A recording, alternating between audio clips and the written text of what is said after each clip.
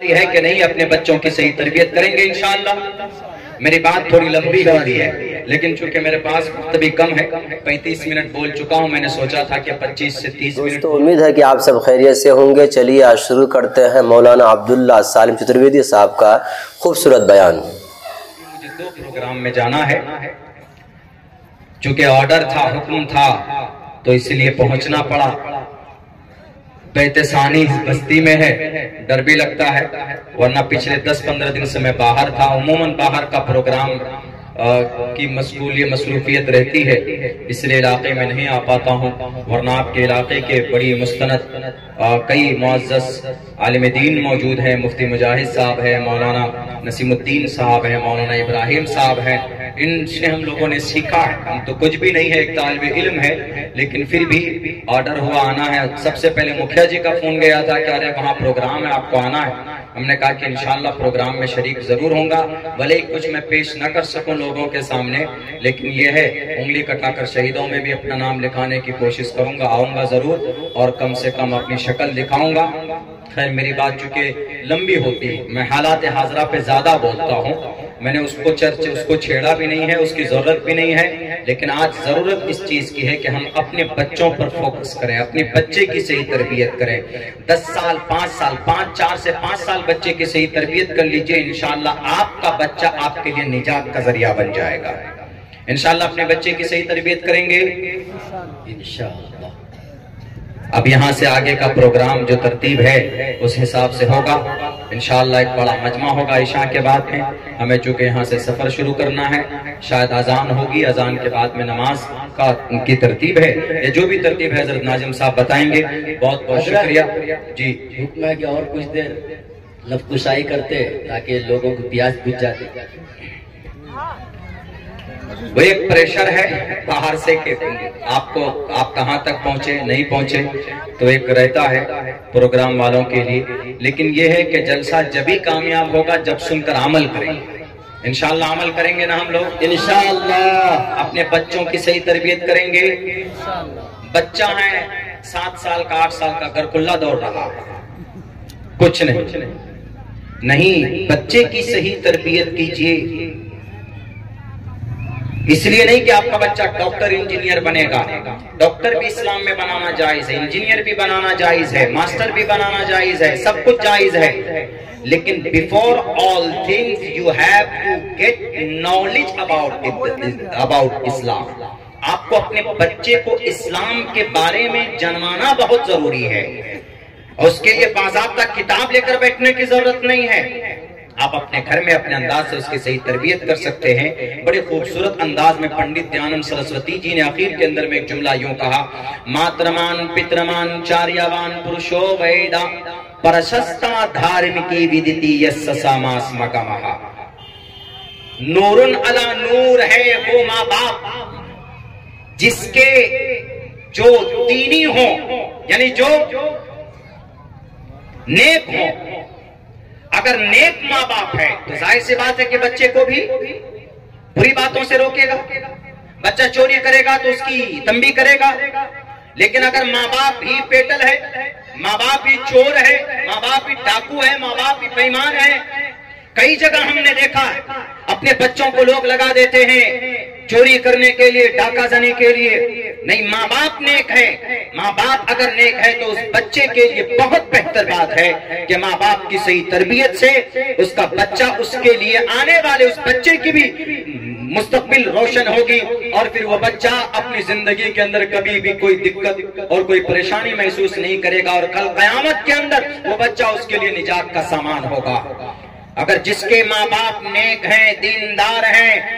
इसीलिए मुसलमानों, आज जो हम मुसलमानों पर जो वबाल है, कहीं पर मस्जिद का झगड़ा है, कहीं पर हमारे वक्फ बोर्ड का झगड़ा है। अब तो हमारे उत्तर प्रदेश के लाल बुजक्कर साहब को कहीं और भगवान नजर नहीं आता, मंदिर ही के मस्जिद ही के नीचे अब उनको भगवान नजर आने लगा कि 500 साल पहले इस मस्जिद को तोड़, इस मस्जिद को मंदिर तोड़कर यहाँ पर मस्जिद बनाई गई थी। यहाँ पर तो फना भगवान, फना शिव जी, फना परमात्मा थे। अरे भाई, ये तो खामखा की उस तरह के वावेला है। लेकिन ये जितने भी डर के माहौल बनाए जा रहे हैं मुल्क हिंदुस्तान के अंदर, वो सिर्फ मुसलमानों के अमल बद का नतीजा है, मुसलमानों की बेराहरबी का नतीजा है। मुसलमानों ने अपनी शरीयत को छोड़ दिया। मुसलमान नमाज नहीं पढ़ता है, क्या अल्लाह का अजाब नहीं आएगा? मुसलमान शादी ब्याह के अंदर खुराफात में मुबतला है, क्या अल्लाह का अजाब नहीं आएगा? मुसलमान नबी पाक अलैहिस्सलाम का नाम नहीं जानता है। अल्लाह के नबी के कितने नाम हमारे नौजवान से पूछो, सलमान खान, शाहरुख खान और पता नहीं कौन कौन किस किस फिल्म का हीरो का नाम बता देगा। लेकिन नबी पाक अलैहिस्सलाम के अब्बा का नाम पूछ लो तो नहीं बता पाएगा। दादा का नाम पूछ लीजिए कि मोहम्मद रसूलुल्लाह के दादा का नाम क्या है? क्या नाम है अल्लाह के नबी के दादा का? अब्दुल मुत्तलिब, यही मालूम है ना? लेकिन अब्दुल मुत्तलिब रियल नाम है, रियल नाम अब्दुल मुत्तलिब नहीं है, बल्कि रियल नाम कुछ और है। अब्दुल मुत्तलिब तो किसी वजह से, किसी वाक़े की वजह से नाम पड़ा। रियल नाम, असल नाम, जैसे मेरा नाम अब्दुल्ला, मेरा असल नाम जो डॉक्यूमेंट्री नाम है, डॉक्यूमेंट्स में जो मेरा नाम है मोहम्मद सालिम है, लेकिन मेरा लोगों के बीच में, सोशल मीडिया में, प्लेटफॉर्म पर, अवाम के बीच में मेरा नाम अब्दुल्ला सालिम कासमी चतुर्वेदी भी लोग लगा देते। वैद पढ़ते हैं, संस्कृत पढ़कर समझाते हैं तो लोग वो भी लगा देते, तो लोग समझते हैं कि भाई इनका नाम अब्दुल्ला सालिम है।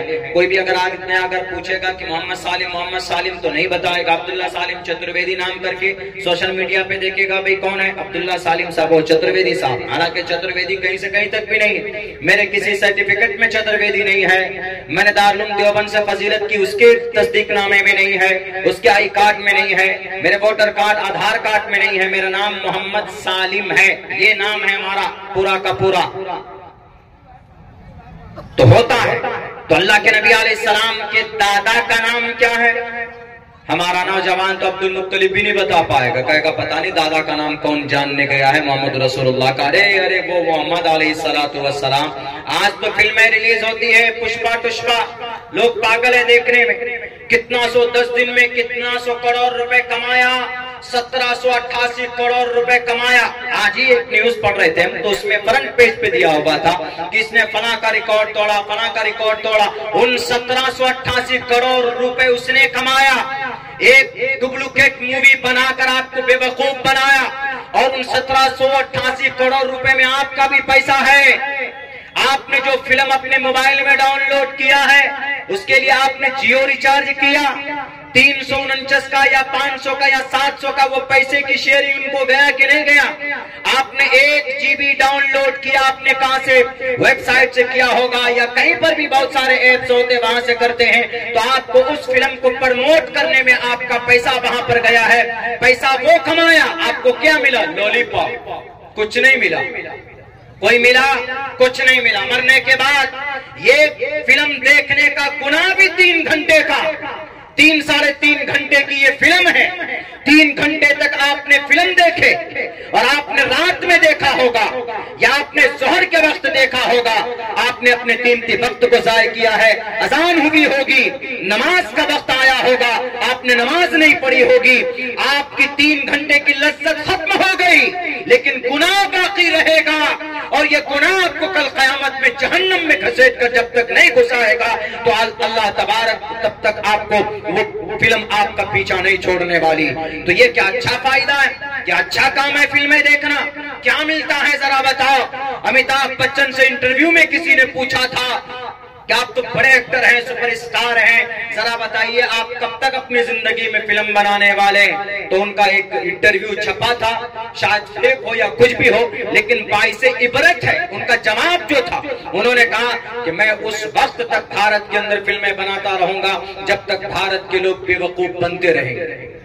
फिल्म के अंदर में दिखाया जाता उड़ के मार रहा है, इधर से उधर कर रहा, क्या सब रियल होता है? BSFX का क्या उसका रहता है, एक पूरे स्टूडियो सेट बनाया जाता है, उसके अंदर में सारी चीजें वहां पर बनाई जाती है। सब बेवकूफी। सबसे बड़ा हीरो कल तक जिसने आपकी मग़फ़िरत के लिए दुआ की, कोई माए का लाल उस जैसा किरदार पेश नहीं कर सकता। अगर वो कोई मुक़द्दस जात है, मुक़द्दस हस्ती है, जिसकी जिंदगी का कोई भी अमल डुप्लीकेट नहीं है, और कोई कैमरे के एंगल से नहीं उसकी तस्वीर खींची गई है, बल्कि इस जमीन के ऊपर कैमरा अगर कोई था तो हजरत जिब्राइल अमीन अलैहिस्सलातु वस्सलाम जनाब मोहम्मद रसूलुल्लाह सल्लल्लाहु अलैहि वसल्लम की ज़ात अक़दस है। अगर हमारा कोई रोल मॉडल, हमारा कोई हीरो है तो मोहम्मद रसूलुल्लाह सल्लल्लाहु अलैहि वसल्लम है। कल पूछिएगा पुष्पा के हीरो से मरने के बाद, पुष्पा जी हमें बचा लीजिए, सलमान खान हम आपकी बहुत फिल्में देखते थे, हमको बचा लीजिए, एक नेकी की जरूरत है, दे दीजिए, हम आपका बहुत बड़ा फैन थे। सलमान साहब बोलेंगे कि हमारी खुद की पसीने में हम डूबे हुए, हमारी खुद की निजात होगी कि नहीं होगी, कोई बचाने के लिए नहीं आएगा। लेकिन अगर आपको कल कयामत में भी अगर कोई बचा सकता है तो जनाबे मोहम्मद रसूलुल्लाह सल्लल्लाहु अलैहि वसल्लम। इसी को संस्कृत में कहा गया, नराशं संवाजिनं वाजत्री शैरीरं पोषणं सन्मैरी मेरतम न दुर्गा दवसवा सुदानवो विश्व सम्मात्रो अहंसो निष्पिपर्ता। पूरी दुनिया को बचाने वाला। कल कयामत में हमारे अमल बद की वजह से हमारा बेड़ा अटक जाएगा, किसी मामले में न माँ न बाप न भाई न कोई भी साथ नहीं देने वाला, लेकिन वहां पर भी अगर कोई काम आने वाला है तो जनाबे मोहम्मद रसूलुल्लाह सल्लल्लाहु अलैहि वसल्लम। तो इंशाअल्लाह हम सुन्नत के मुताबिक जिंदगी गुजारेंगे। नौजवान आप पर छोड़ता हूँ, आप किसको फॉलो कीजिए, हमारी जिम्मेदारी है बताने की और हम पर भी जिम्मेदारी है उस पर अमल करें, और आप पर भी जिम्मेदारी बनती है कि आप जिस चीज को जानते हैं उस पर अमल करने की कोशिश करेंगे तो इंशाअल्लाह तबारक व तआला ये जलसा कामयाब होगा। पहली फुर्सत में अपने बच्चों की तरबियत के लिए कोई इंतजाम कीजिए, कल क़यामत में ये बच्चे आपके लिए निजात का जरिया बनेंगे। बहुत बहुत शुक्रिया, जज़ाकल्लाह। अस्सलामु अलैकुम व रहमतुल्लाहि व बरकातुहू। बहुत बहुत शुक्रिया, आपने पूरा वीडियोस देखा। दोस्तों इसी तरीके के और भी एक से एक अच्छे और शानदार वीडियोस अगर आप देखना चाहते हैं तो चैनल को सब्सक्राइब करें और दोस्तों में शेयर करें। अस्सलामु अलैकुम व रहमतुल्लाहि व बरकातुहू।